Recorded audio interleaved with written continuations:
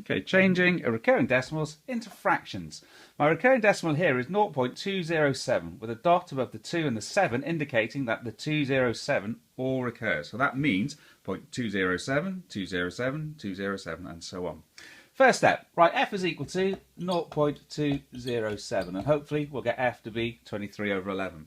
I've got 3 places of decimals recurring, which means I need to multiply by 1,000. If it had been 2 decimal places recurring, times by 100, 1 decimal place times by 10, so on. And we end up with 1000f is equal to 207.207 recurring. Writing the original fraction underneath, you should be able to see that the recurring bits will cancel out on subtraction. So subtracting 999f is equal to 207, those cancel out. Divide through by 999 to get the f by itself, gives us f is equal to 207 over 999. It isn't the same as this, but I should be able to spot quite easily that if I divide this by 9, I get this, so I have to do the same to the top as well. So divide top and bottom by 9, end up with f is equal to 23 over 111. Those last bits there, you could do it on your calculator if you wanted to, just to make sure you didn't make any mistakes. This one over here is slightly more complicated because of the fact that it isn't the 83 that's recurring, just the 3.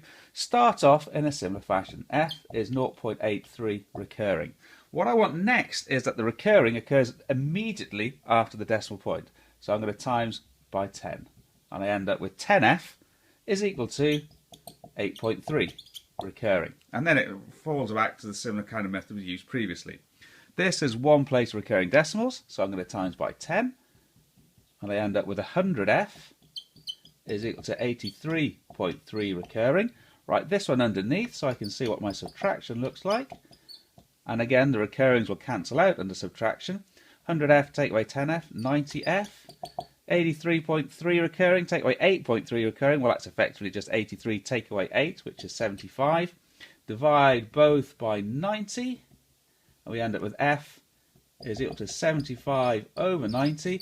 A little bit of cancelling can be done there. Obviously, both divide by 5, both divide by 3 as well. So I'm going to just go straight for divide by 15.